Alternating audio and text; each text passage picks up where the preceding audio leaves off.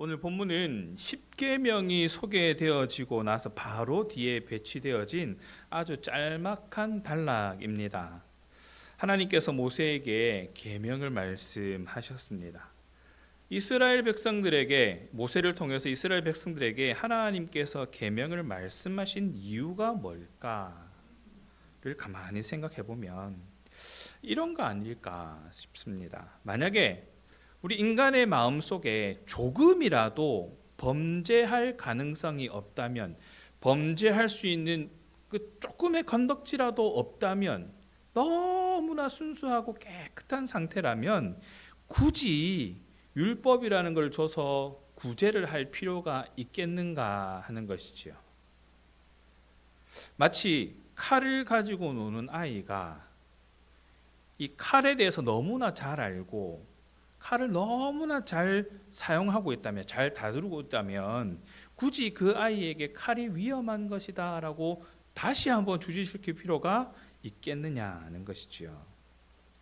그런데 이스라엘 백성들에게 계명을 말씀하시는 이유는 다른 데 있는 것이 아닙니다. 하나님 없이 살았거든요. 하나님을 인정하지 않고 살았던 사람들이었습니다. 그런데 이제는 하나님의 계명으로 살아가야 할 하나님의 백성이라는 사실을 깨달았기 때문에, 이제는 알게 되었기 때문에 더 이상은 하나님의 율법 없이, 하나님 없이 살아가서는 안 되는 존재다라는 것을 알게 되었기 때문에 이제는 율법이 필요하다, 이제는 계명이 필요하다는 것이지요. 그래서 계명을 일러주시는 겁니다. 하나님께서 시내산 정상에 강림하시자 산에서는 우레와 번개가 치고 땅에는 지진까지 발생하는 일들이 발생합니다. 하늘과 땅에서 이 초자연적인 현상들이 일어나는 가운데에 여호와의 10가지 말씀, 즉 이스라엘 백성에게 주신 율법, 그 토라의 모든 내용을 요약한 십계명이 시내산 등성이와 골짜기에 울려 퍼지는 그러한 경험을 지금 하고 있는 겁니다.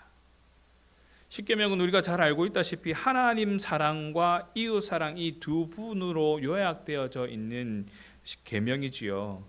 이 계명에 대해서는 신약에서도 이렇게 강조를 합니다. 마태복음 22장 37절에서 40절을 보면 예수께서 이르시되 네 마음을 다하고 목숨을 다하고 뜻을 다하여 주 너의 하나님을 사랑하라. 이것이 크고 첫째 되는 계명이다. 둘째도 그와 같으니 네 이웃을 사랑하고 네 이웃을 내 자신같이 사랑하라. 이 두 계명이 온 율법과 선지자의 강령이다라고 얘기를 하고 있지요. 하나님을 사랑하는 것, 네 이웃을 내 몸과 같이 사랑하는 것, 사랑을 바탕으로 하고 있는 이 십계명이기 때문에 하나님과 사람에 대한 사랑을 실천할 수 있다면 율법을 완성해 가는 것이다 라고 볼 수 있는 그러한 일인 것이지요. 그래서 율법은 여호와를 경외하게 합니다. 우리의 능력으로 할 수 있는 것이 아니기 때문에 그렇죠. 하나님의 능력으로만, 하나님의 힘을 입어서야만 가능한 것임을 알기 때문에 하나님을 경외할 수밖에 없다는 것입니다. 이런 십계명을 지금 이스라엘 백성들은 책에 쓰여진 것을 조용히 읽고 있는 것이 아닙니다. 누군가가 소곤소곤 얘기하는 얘기를 듣고 있는 것이 아닙니다. 눈과 귀로, 그리고 모든 감각을 동원해서 온몸으로 지금 받아들이고 있는 것입니다. 이 강력한 여호와의 임재를 통해서 이스라엘 백성들에게 전달된 이 십계명은 이런 거예요. 여호와께서 어떤 과정을 거쳐서 무슨 목적을 가지고 그들을 애굽에서 구원하여 내셨는가, 그리고 시내산까지 인도해 나가셨는가에 대한 설명들이 거기에 다 담겨져 있었습니다. 앞으로 여호와의 언약 백성으로서 그들이 어떤 삶을 살아야 하는가에 대해서 인격적으로 제시하면서 그들에게 설득하고 있는 겁니다. 너희들은 이것을 지키면서 이대로 살아야만 하는 사람들이다. 왜냐하면 너희의 정체가 바로 그러한 정체들이기 때문에 그렇다. 지금까지 감추어져 있던, 너희들이 인식하지 못했던 그것들이 이제는 드러나게 되었으니 이 율법을 통해서 그대로 살아갈 수 있도록 하라라는 것입니다. 그 십계명을 들은 백성들의 반응이 참 재미있습니다. 두려워했습니다. 출애굽기 20장 18절에 보십시오. 백성이 우레와 번개와 나팔 소리와 산의 연기를 본지라 그들이 볼 때에 떨며 멀리 서서라고 얘기를 합니다. 하나님을 경외한다라는 것, 하나님을 경외하는 것에 대한 이 대표적인 행위는 예배라고 할 수 있을 것입니다. 우리는 대부분 예배가 하나님 앞에 서는 것이고 또 그분을 만나는 것이다. 예배를 통해서 하나님을 드러내고 예배를 통해서 하나님의 은혜를 기억하고 예배를 통해서 하나님께서 우리에게 어떤 은혜를 주셨는가를 기념해내는, 꼭 새겨내는 그러한 행위다라고 우리는 잘 알고 있습니다. 그러면서도 그것이 두려운 일이다라는 사실은 인식하지 못합니다. 예배는 하나님 앞에 서는 것이거든요. 그냥 시간에 맞춰서, 형식에 맞춰서 때에 따라 그냥 물 흘러가듯이 그냥 서 있는 것이 아니다는 겁니다. 하나님 앞에 서는 것입니다. 하나님은 우리가 두려워하지 않을 수 없는 그런 분이라는 것이죠. 시내산 정상에서 멀리 떨어진 그 산기슭에 있었던 그들의 눈에 들어온 것은 번개와 산에서 피어오르는 연기였습니다. 하나님께서 말씀하실 때에 지금 일어난 현상이 그런 거였어요. 그리고 그들 귀에 긴 울림으로 남아있는 우레와 나팔 소리는 지금까지 들어보지 못한 그런 우레 소리였습니다. 지금까지 듣지 못한 그런 나팔 소리와 같은 그런 소리였던 겁니다. 초자연적이면서도 강력한 여호와의 임재를 그렇게 표현하고 있는 겁니다. 이처럼 불가항력적으로 그들에게 다가오시는 여호와의 임재를 경험하고 십계명이라는 계시의 말씀을 들은 이스라엘 백성들이 여호와를 향해서 두렵고 떨리는 반응을 보이고 있다라는 것이, 그렇게 큰 소리를 들었으니까 지금 번개가 치고 땅이 흔들리고 하니까 무서울만 하겠다라고 생각하지만 지금까지 이스라엘 백성들의 반응과 비교해보면 이거 되게 놀라운 변화입니다.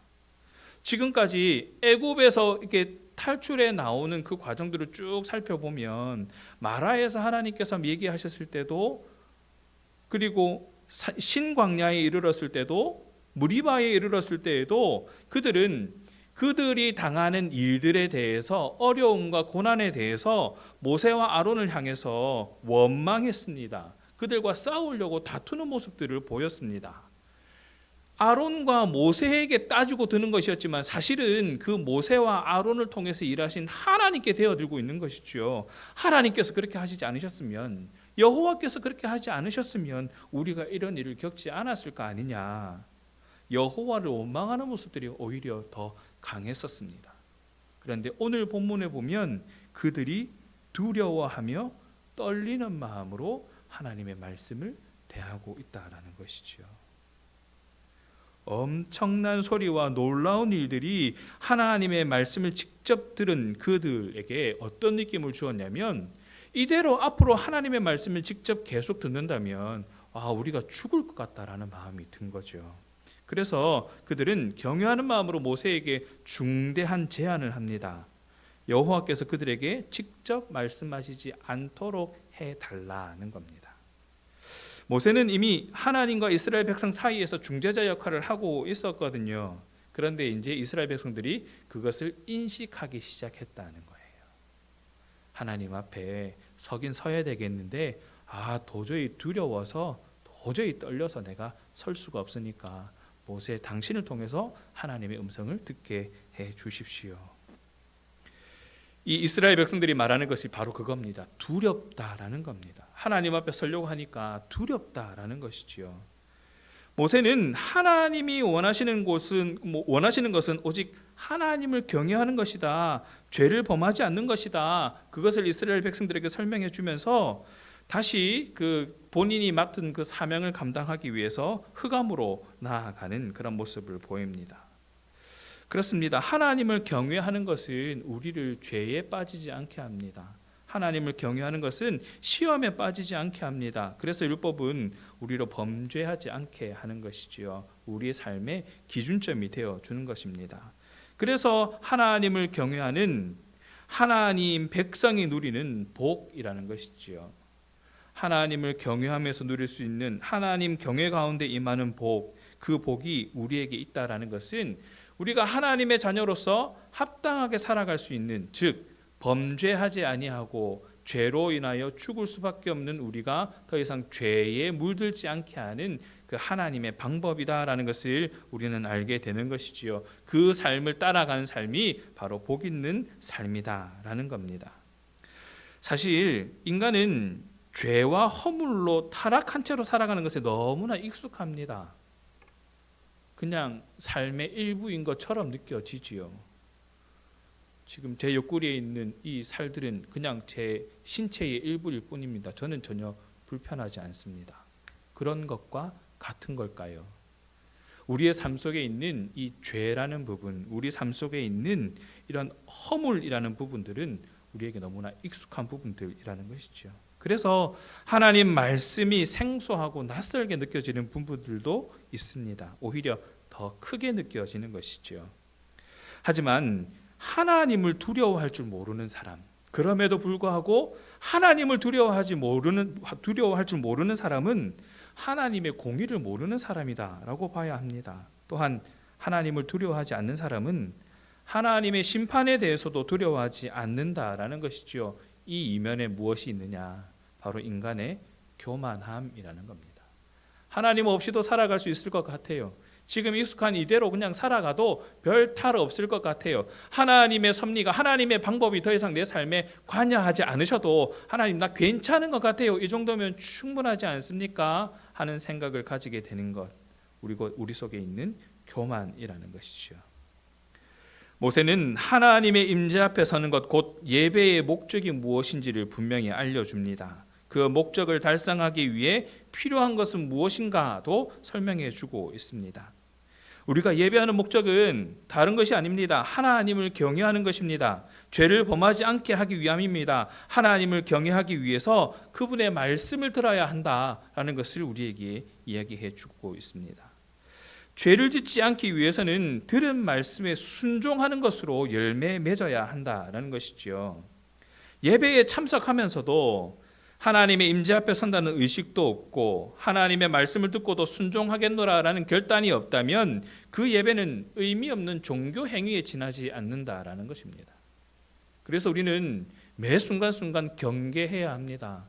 매일 드려지는 그 주일 예배와 매주 드려지는 이 수요 예배와 매일같이 드리는 우리 새벽 기도회가 우리 삶 가운데 어떠한 영향을 미치고 있는가? 그 순간순간 우리는 어떻게 하나님을 바라보고 그 삶 가운데, 그 말씀 가운데 임하시는 그 하나님의 지혜로 나는 어떠한 삶을 살아가겠는가에 대한 결단들이 이어지지 않는다면 우리는 경계해야 한다는 것이죠. 출애굽기 20장 20절입니다. 모세가 백성에게 이르되 두려워하지 말라. 하나님의 임하심은 너희를 시험하고 너희로 경외하여 범죄하지 않게 하려 하심이니라. 두려워하는 이스라엘 백성들에게 모세는 얘기합니다. 두려워하지 마십시오. 두려워하지 마십시오. 이 말은 이스라엘 백성들은 지금까지 전혀 다른 반응을 보이고 있는 것에 대해서 모세가 그들을 위로하고 있는 그 이야기입니다. 지금까지 이스라엘 백성들 이런 반응이 없었습니다. 이런 일이 있었으면 틀림없이 모세에게 얘기를 했겠죠. 당신 때문에, 당신이 그렇게만 하지 않았으면 지금 우리가 이렇게 하진 않았을 텐데, 지금 우리가 이런 환난을 겪지 않았을 텐데. 그런 반응이 아니라는 겁니다. 19절에 이스라엘 백성들의 반응이 나옵니다. 당신이 우리에게 말씀하소서 우리가 들으리이다. 죽을까봐 두려움에 사로잡혀서 하나님 앞에 직접 나아가지는 못하겠지만 그래도 당신이 우리에게 말씀하시면, 하나님께서 당신에게 말씀하신 것을 당신이 우리에게 말씀하면 우리가 듣겠습니다 라는 표현이 바로 19절의 표현입니다. 이 듣겠다라는 말의 원어의 의미를 살펴보면 순종하겠습니다 라는 의미가 담겨져 있어요. 내가 하나님 앞에 직접 나가는 것은 두렵지만 그래도 하나님께서 당신에게 말씀하시는 것을 당신을 통해서 우리가 듣게 되면 그 하나님의 뜻인 줄 알고 우리가 순종하겠습니다 라는 반응으로 바뀌어졌다라는 겁니다. 그전에는 하나님의 말씀이 임해도 이들이 듣지 않았습니다. 오히려 따지고 들었습니다. 어떻게 그럴 수가 있습니까? 지금까지 내가 살아왔던 방식이 있고 지금까지 내가 해왔던 방식이 있는데 어떻게 그럴 수가 있습니까? 따지고 들었습니다. 그런데 이제는 듣겠습니다. 순종하겠습니다.로 바뀌어지고 있다는 겁니다. 우리의 신앙의 결단도 한번 돌아볼 필요가 있습니다. 하나님의 말씀이, 그 말씀을 통한 성령의 임재가 우리 삶을 돌아보고 있는가, 우리의 삶에 어떤 영향을 미치고 있는가에 대한 것이지요. 강력한 역사하심이든 아니면 서서히 스며들듯 임하시는 역사이든 말씀은 우리 삶을 돌이키게 합니다. 말씀을 읽으면 그 말씀 가운데 성령께서 깨닫게 하시는 것이 있고 그 깨닫게 하시는 것이 우리의 삶을 틀림없이 변화하게 만듭니다. 그런데 그것에 우리가 순종하지 않는 것이죠. 불편하기 때문에 순종하지 않습니다. 그렇게까지 해야 합니까? 이 정도는 하지 않아도 되지 않습니까? 혹은 이거는 나와 맞지 않습니다. 내가 원하는 방식이 아닙니다. 말씀은 우리의 삶을 돌이키게 합니다. 우리가 지은 죄를 깨닫게 합니다. 하나님을 인정하지 않았던 부분들을 깨닫게 합니다. 그래서 하나님을 더 경외하게 합니다. 하나님을 더 의지하게 합니다. 하지만 매 순간 그러지를 못하지요. 어쩌면 하나님 없이도 잘 살아가는 세상 사람들에게 눈이 더 돌아가는 것인지도 모릅니다. 하나님 말씀 없이 사는 것이 더 좋아 보이기도 합니다. 하나님을 경외하는 것이 정말 복일까 하는 그런 생각도 듭니다.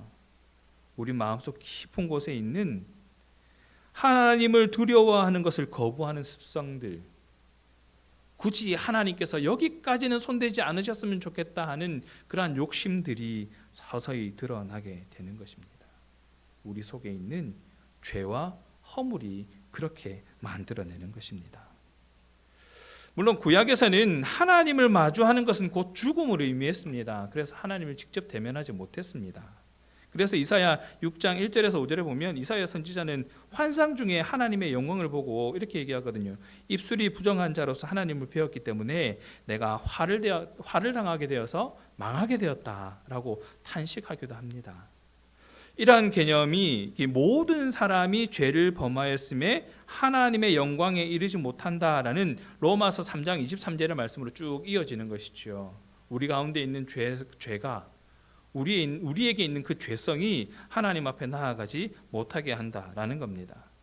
타락한 죄인이 하나님 앞에 선자가 될 수 없다라는 것이지요. 왜냐하면 타락한 자는 치러야 할 죄값이 있기 때문이고 그 죄값은 반드시 생명으로 지불해야 하기 때문입니다. 그래서 저와 여러분은 우리 본래의 모습으로는 하나님 앞에 설 수 없는 죄인임을 인식하고 죄사함의 은총이 필요한 존재다라는 것을 고백하는 자이어야 한다라는 것이죠. 요한일서 1장 9절에 보니까 이런 위로를 주십니다. 만일 우리가 우리 죄를 자백하면 그는 미쁘시고 의로우사 우리 죄를 사하시며 우리를 모든 불의에서 깨끗게 하실 것이요. 하나님 앞에 나아갈 수 있는 유일한 방법이 바로 이것이라는 겁니다. 우리의 죄를 자백하면. 결국 우리는 두려운 마음으로 하나님 앞에 서서 하나님을 경외하며 은혜로만 살 수 있는 존재임을 인정하는 겸손한 자세를 지녀야 한다라는 것이지요. 이스라엘 백성들에게 다른 것이 필요한 것이 아니었습니다. 하나님만 있으면 됐습니다. 근데 그들은 중재자를 요하고 있습니다. 모세는 중보자로서 역할을 감당하고 있었지요. 사랑하는 신앙가족 여러분, 모세를 중보자로 세우신 것처럼 신명기와 사도행전에 기록된 하나님께서 보내주시겠다고 약속하신 선지자가 우리에게 있습니다. 바로 예수 그리스도입니다. 모세가 그 중보자를 상징하는 역할이었다면 예수께서는 하나님과 죄인 사이에 영원한 중보자가 되십니다. 바로 저와 여러분의 영원한 중보자가 되어주시는 겁니다.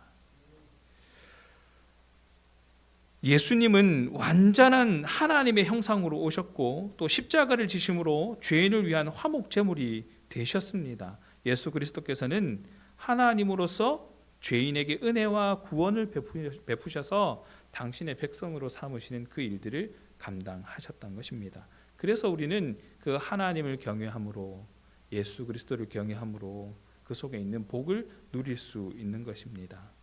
하나님 경외 가운데 임하는 복에 대해서도 사도 바울이 이렇게 얘기를 합니다. 로마서 8장 1절과 2절입니다. 그러므로 이제 그리스도 예수 안에 있는 자에게는 결코 정죄함이 없나니 그리스도 예수 안에 있는 생명의 성령의 법이 죄와 사망의 법에서 너를 해방하였음이니라. 그리스도 안에만 있으면, 그리스도를 따르기만 하면, 그리스도를 통하여 하나님께 나아가기만 하면 우리에게는 더 이상 죄가 죄로서의 역할을 할 수 없다는 것이죠. 바로 예수 그리스도 안에서 얻게 된 생명, 구원이 여기에 있다라는 겁니다. 그래서 우리는 하나님의 명령에 순종하고 예수 그리스도를 통해 주신 모든 명령에 순종하는 삶을 살아야 한다는 것입니다. 또한 죄인의 중보자로 오신 예수 그리스도의 증인이 되어서 저와 여러분을 통해서 더 많은 사람들이 예수 그리스도를 통해 하나님의 은혜를 입고 하나님 앞에 나아갈 수 있도록 애써야 한다라는 것이죠. 바로 전도의 사명, 증인된 사명을 우리에게 명령하시는 겁니다. 그렇게 살아가는 저와 여러분 되기를 간절히 바랍니다. 우리가 하나님께로부터 받은 은혜라는 것을 깨달았다면, 내가 그 은혜로 인하여 구원받았고 그 은혜로 인하여 내가 살아가고 있다라는 것을 깨달았다면, 이제는 나 혼자만 가지고 있는 은혜가 아니라 나를 통하여 이 땅 가운데 증거하고자 하시는 하나님 나라를 확장하는 데 쓰임받는 그러한 삶이 되어야 한다라는 것이지요. 말씀을 정리합니다. 우리는 누구나 무언가를 두려워하지요. 왜냐하면 우리가 가진 한계 때문에 그렇습니다. 또한 우리 가운데 있는 죄성 때문에 그렇습니다. 어쩔 수 없이 우리 안에서 계속 생기게 되는 것이 바로 두려움이라는 것입니다. 하지만 하나님은 우리의 두려움 너머에서 일하고 계시다라는 사실을 기억하시기 바랍니다. 우리가 두려움을 이기고 나아갈 때에 영광 가운데 말씀하시고 인도하시는 하나님을 만날 수 있다라는 것을 기억하시기 바랍니다. 다만 두려움을 없애기 위해서 하나님을 믿는다. 이것은 우리가 다시 한번 생각해 봐야 됩니다. 두려움에 이끌려서 판단하고 행동한다면 이스라엘 백성들처럼 치명적인 신앙의 오류를 범하게 됩니다. 불안하고 두려우면 눈에 보이는 것에 먼저 의지하려고 하는 습성들이 있기 때문에 그렇습니다. 오늘 보면 출애굽기 20장 22절과 23절에 보니까 여호와께서 모세에게 이르시되 너는 이스라엘 자손에게 이같이 이르라. 내가 하늘로부터 너희에게 말하는 것을 너희 스스로 보았으니 너희는 나를 비교해서 은으로나 금으로나 너희를 위하여 신상을 만들지 말고. 하나님의 말씀을 들은 자들이 눈에 보이지 않는 하나님, 그 하나님을 의지할 수가 없어서 혹시나 그 마음 가운데 두려움이 생겨서 당장 그 여호와를 비교해서 은으로나 금으로나 신상을 만들어서 이것이 우리의 여호와다라는 또 그런 실수를 할까봐 그거 하지 마라라고 말씀을 하고 있는 것이죠. 눈에 보이지 않는 하나님을 믿고 의지하기보다 마음의 두려움과 욕망에 이끌려서 우상을 만들어서 섬김으로 그 불안을 해소하려고 하는 그 가장 기본적인 습성으로서부터 벗어나라는 것이죠. 그래서 우리에게 명령하십니다. 출애굽기 20장 25절입니다. 네가 내게 돌로 제단을 쌓거든 다듬은 돌로 쌓지 말라. 네가 정으로 그것을 쪼면 부정하게 함이니라. 제단을 만들 때도 이 자기 생각대로 욕망에 이끌려서 만들 여지를 없애버리라라는 겁니다. 돌을 보니까 이게 좀 튀어나왔어. 요거 좀 다듬어 가지고 하면 좀 더 이쁜 모양으로 하나님 제단을 만들 수 있을 것 같은데 라는 생각조차도 하지 말라라는 것이죠. 그죠? 하나님의 뜻에 따라 하나님의 방법대로 내 두려움과 내 욕심과 내 생각이 거기에 담겨지지 않도록 오롯이 하나님 뜻에 하나님 방법대로 순종할 수 있도록 다듬은 돌로 쌓지 마라. 욕망에 이끌려서 만들 여지를 없애버리라라는 것이죠. 우상을 섬기듯이 하나님을 섬기지 말라는 것입니다. 사랑하는 신앙가족 여러분, 두려움이 이끄는 대로가 아니라 하나님의 음성을 듣고 그 음성을 따라가는 저와 여러분 되기를 바랍니다. 우리에게 있는 두려움은 혹 하나님과 멀어지지는 않을까 하는 두려움이어야 할 것입니다. 그래서 말씀을 통해서 또 성령께서 깨닫게 하시는 것을 통해서 더 하나님께 가까이 나가기 위해서 노력하는 그러한 삶만 있어야 한다는 것이지요. 하나님의 말씀을 따라가기 위해서 더욱 성경을 가까이 하고 성령께서 깨닫게 하심에 민감하게 반응하는 그런 저와 여러분 되기를 바랍니다. 그래서 하나님 경외 가운데 임하는 복을 마음껏 누리면서 하나님이 기뻐하시는 삶을 살아가는 그런 저와 여러분, 또 우리 교회를 통해서 일하시는 하나님의 나라가 확장되어지는 영광을 바라보는 그런 저와 여러분 되어지기를 간절히 소원합니다.